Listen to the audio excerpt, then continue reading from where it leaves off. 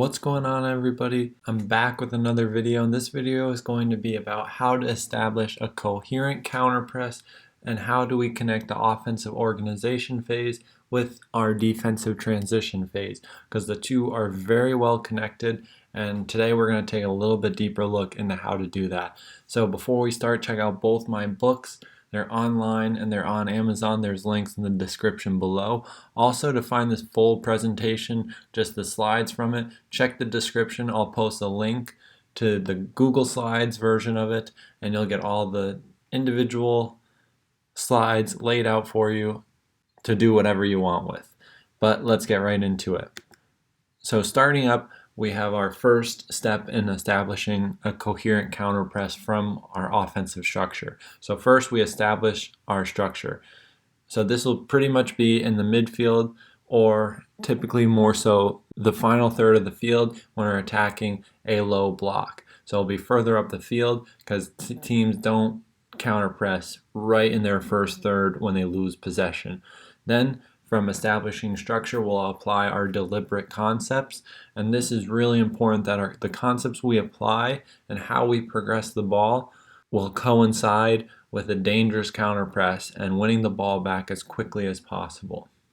Then from here, from our concepts, we'll look a little deeper and look to see how these concepts affect the opponent and what changes do we provoke from the opponents that respond to a coherent counterpress if possession is lost. So the interactions of the defenders and how we influence the defense is super important when creating inefficiencies among the defense to then make it harder for them to transition offensively and make it easier for our team to transition defensively in our counterpress. Then we have our attempted progression, which I labeled as which superiority will we exploit when concepts are applied, opponents are affected. What superiority are we going to exploit to progress the ball? And then finally, we have our counterpress, which is the last step in this flow chart that we've created. So first, we establish structure. And there's a few key bullets that we just want to overview right from the start. And the first of which is players positioning themselves as close together as possible while maintaining efficiency, which simply means how close can we connect our players while still carrying out our team's goal in possession.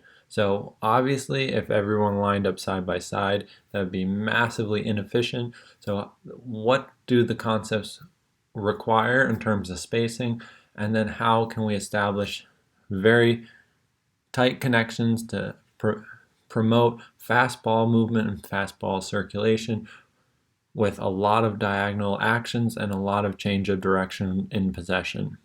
And then from here we can look at use minimum width when necessary, which will close the amount of space our team has to go when we transition. So yes, it will lower the amount of space the defense has to cover, but it will also confine them to a smaller area, so when they win possession, it is easier for them to press right away.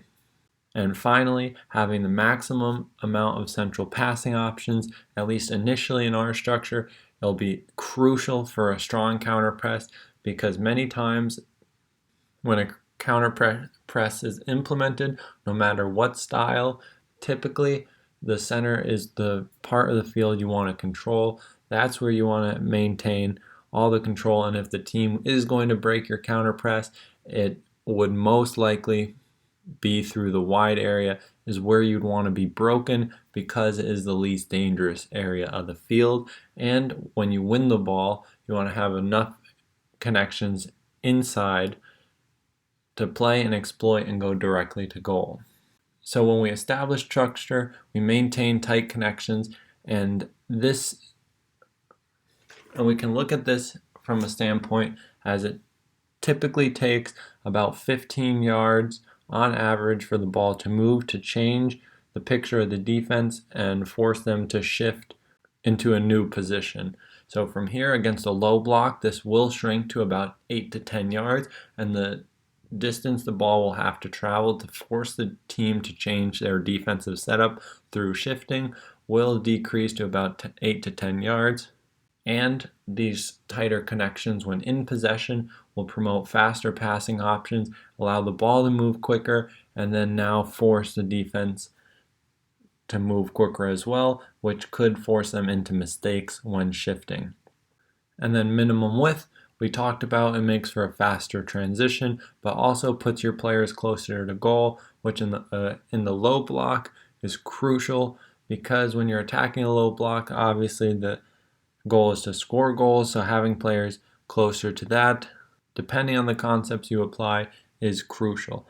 And then the maximum number of central passing options makes it harder for the defense to shift, because you naturally have more players affecting the defense and the midfield line by having these central passing options, so it makes them more rigid in their shifting, and it allows more dangerous creation of superiority in higher areas and in more central areas as well, making them more dangerous, and then allows for a more efficient transition.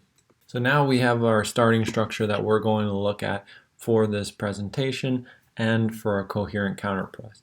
So we start, our base formation is a 3-2-3-2, and with our false 9 dropping between the lines to try and provoke our defenders to jump, and then creating space right in front of a goal scoring situation. Our wingers maintain full width to start, although we will look at our number 7 occupying a more narrow width, especially when he doesn't have access to the ball. So when the ball isn't going to be played directly to him, he will oftentimes maintain an inner part of the wide corridor to just put him in a more influential position when he doesn't have access to the ball or the ball doesn't have access to him. We have a double pivot created by an inverted fullback, just like Pep Guardiola used a few times last season, and we have our 8 and a 10 through the half space, creating a 5-man midfield, including our false 9, giving us a lot of central passing options and a lot of players with direct access to the opposing team when a transition occurs. The deliberate concepts we'll use that coincide with a efficient counterpress are, we're going to look at overload and isolate, third man movements, and a little game theory and positional play, which is a little bit different from maybe what we've talked about in the past.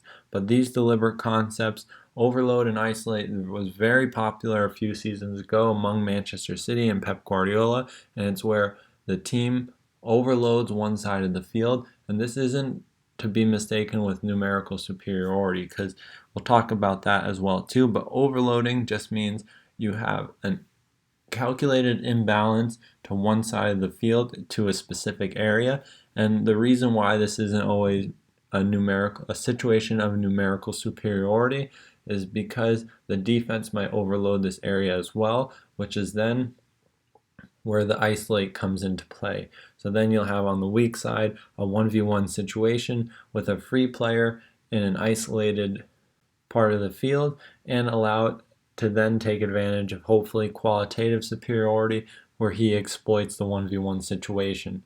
Then we have our third man movement. So we'll look at the typical third man movement where you play a third line pass, breaking defenders, and then bouncing the ball back to a player facing forward to create that position, to create that superiority of getting a player on the ball between the lines, facing forward in a central area.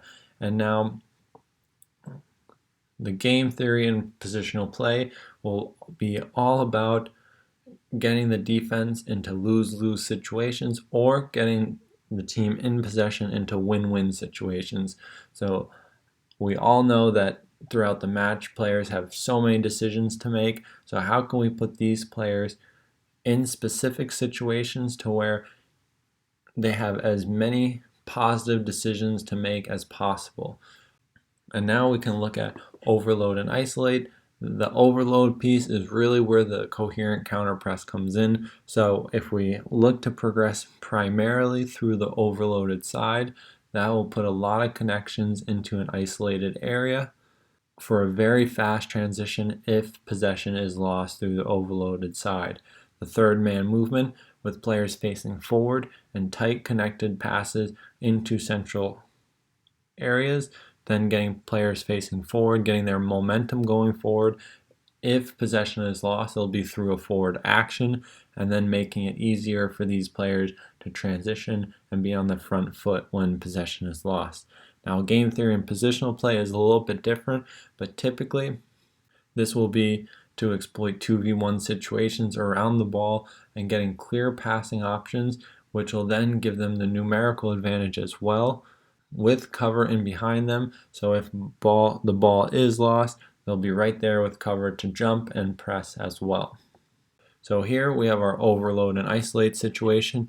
We have our double pivot staggering to create this overload on the side, so the number 10 fans out into the wide area to vacate the space between the line to overload it.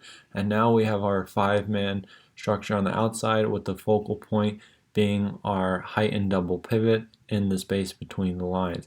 Then we see our weak side player isolating on the wing, who could be accessed through a long diagonal if the players are capable, or fast circulation.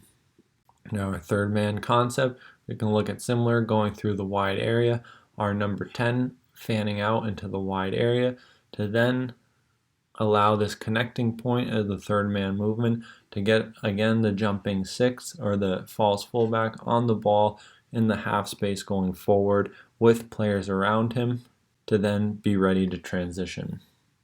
Now we have a few different pictures for the game theory option, so we look at a rondo situation. So in the first picture here, we have our wide central defender on the ball, and the first passing option is around the block. As we see, our number 7, he's now narrowing himself to give him a shorter passing distance, so it'll allow him to receive the ball and go forward quicker, because no sense being out wide if that just shortens the time of progression. Then in the next picture, when this is taken away, we have our wide midfielder on the defensive team using his cover shadow. That opens up the third line pass through the defense. And now finally, we can go again through the defense through diagonal connection points of the holding midfielder and look to create advantages based on positioning between defenders, or we can somehow elicit a response through a more aggressive center back dribbling in possession to commit defenders and exploit the space that's left in behind. So now the next piece we'll talk about is affecting the opponents. So we want to separate or break defensive connections both horizontally and vertically. Then we'll attract the defense and disrupt their shifting. So to start, we'll separate and break defensive connections. So we can do this either horizontally, where we force the defense to defend in a wider position, which then leaves them exposed between their defensive players on the same horizontal line to play through, or we can draw them out to jump further forward and attract them to a specific position, which then creates space in behind and undoes and creates stress among their vertical compactness. So one, separating or breaking connections horizontally is undoing horizontal compactness, and then putting stress on their vertical connections undoes their vertical compactness. So now what does this have to do with transitioning and counterpressing? When their team gets broken and their defenders' connections are broken and separated, this will create inefficiency within their defensive structure and make it harder for them to transition with the ball. So once we have them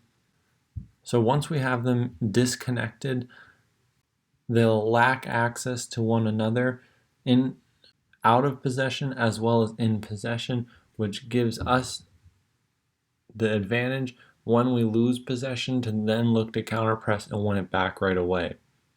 We can attract the defense, stressing their vertical compactness, and this is again drawing them further forward, creating more space higher up the field to then progress through, but also allows us to use this space to counterpress through, again increasing the distance of these connections of the defensive team when they win the ball. Although it is a little bit dangerous to put players higher up the field, it will allow us to occupy the space, which will make using cover shadows and how we counterpress super important, because there's certain concepts that can be more beneficial to a certain type of counterpress.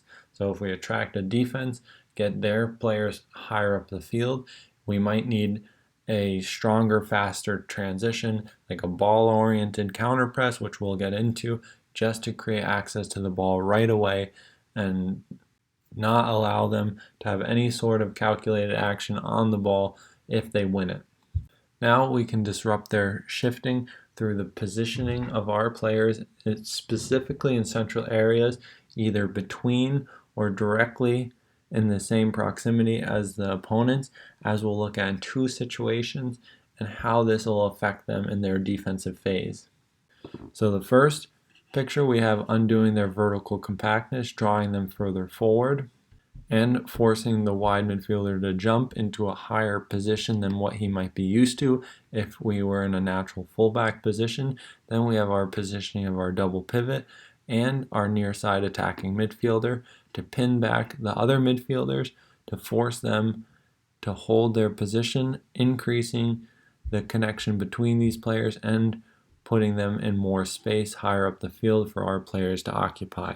Then we see that wide central defender moves into a wider position of the field as the ball is coming to then force the player or the wide midfielder to press over a longer distance and create more space higher up the field. Now we can attract pressure and create space vertically by playing first line passing options to engage the defenders as we see they're narrowing here because of the ball action. A simple bounce pass with our holding midfielder to then just receive it back with our central defender, and now we have space between the lines for our players higher up the field to occupy, and with players like our number 10 fanning out, we can then create access points for these players to exploit the space. So we simply had a first line action to attract, and then we create the possibility to exploit. Now for affecting the opponents, we have our three attacking midfielders in the first picture here, positioning just between and behind the midfielders of the defensive team, looking to pin them a little bit and force them into more complicated shifting, with them having to be more spatially aware of their defensive movements and defensive actions. But now, if we look at an alternative, we have a single pivot now, and our false fullback goes higher up the field. And now we have players in each of the cover shadows or the blind spots of each midfielder of the defensive team, which opens up a lot more possibilities for blindside movement or movement that goes undetected, and moving the blind side of the midfielders can create free players a little bit easier, especially if these midfielders are oriented or attracted towards the ball as well. Now we have our attempted progression, which is which superiority are we going to exploit. And here I just have three: positional, numerical, and dynamic are three really easy and simple ones to grasp. And now we have our numerical, where we have more numbers of players in a specific area that gives us the advantage to progress. Positional is simply you have the same amount of numbers or less numbers of players in a specific area, but the positioning of the players in possession give them the advantage to progress the ball. And dynamically is simply the movement or momentum of that player gives him his advantage to press. An example of this is a blindside movement or a double movement to then get the defender off balance. So we'll look at numerical superiority because in terms of counterpressing, this is probably the most popular type of superiority to exploit and probably the most effective superiority as well. So we have now our double pivot, again our interaction with our false fullback going into the half space, overloading the space between the lines with the number 10. We have our wide central defender going into a wider position in the wide area, creating dual width for our team, overstretching the midfield just a little bit more while we've engaged the defense to then press. So now we create a free man or numerical superiority for us to exploit to then get our player on the ball between the lines in a higher area with effective pinning from our winger and number 10 occupying the central defender as well, holding them to their positions and not allowing them to jump. So now, as we're getting closer to a potential loss of possession, we pick what type of counterpress. We can do a man-oriented, space-oriented, ball-oriented, or option-oriented. So man-oriented is simply the players around the loss of possession, cut out the outlets through man-marking strategies, but typically in this type of counterpress, we look to have a +1 numerical advantage at the back. So if they do go through a direct option, we have that covered and we have necessary cover in behind.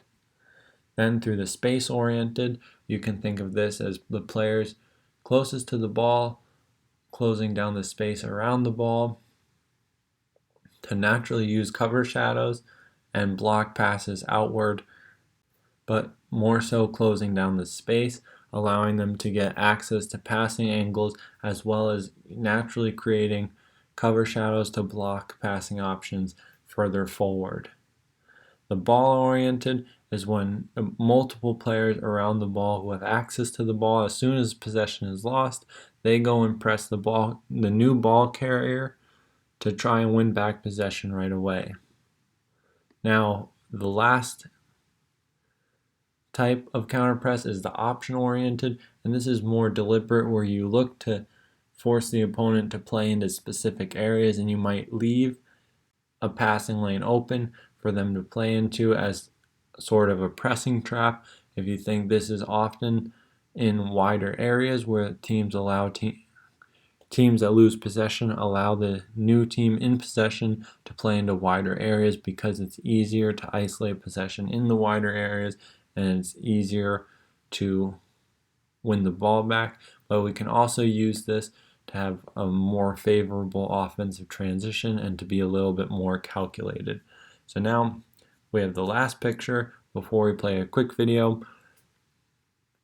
But here we look at the loss of possession from our false fullback trying to play a through ball. And now we've set the team up in a way so we have a forward action looking to play against the low block and overextended defense.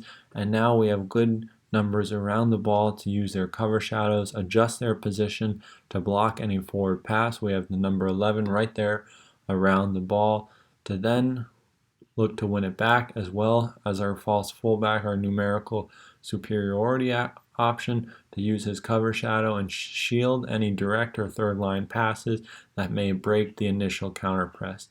So if this were option oriented, we might leave a central defender free in a more central position to then create access and press him to try and win the ball closer to goal.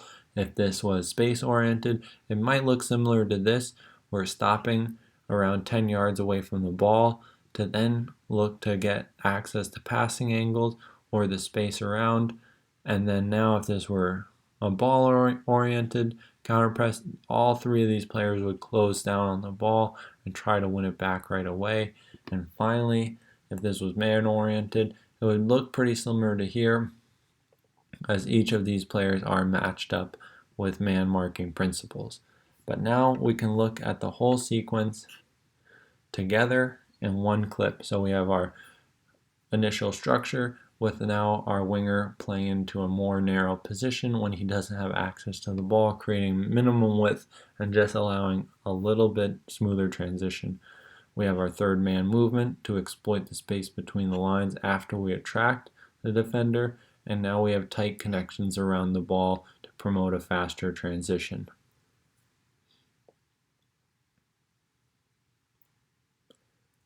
Now we move back into full width to force the defense to defend across the full width, and now we move back into a more narrow position, allowing for faster play further forward through our little game theory and positional play, forcing our team into win-win situations or forcing the defense into lose-lose. So trying to figure out how many ways we can hurt the defense no matter how fast they shift or how they shift.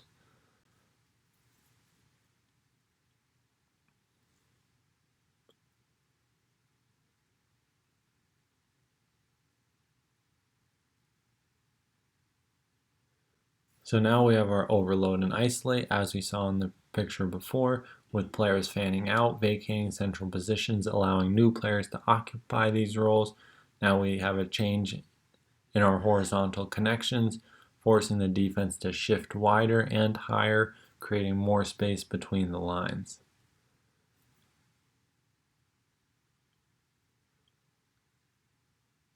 Now we activate defensive actions, allow them to jump further forward, create a little situation of pressure on the ball to then release space between the lines and advanced areas.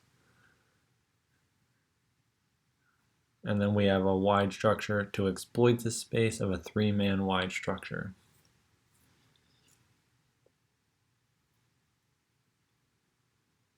We're affecting the midfielders by positioning between them. We can rotate to then position behind to then open up more movement and our overload between the lines. Now we have our numerical superiority, which we're looking to exploit against the defense, which will then allow us to transition into a more coherent counterpress. And so this puts us closer to goal and allows us to increase our possibilities of scoring a goal. So if you like the video, if you like the setup, please subscribe to the channel, and I'll see you in the next one.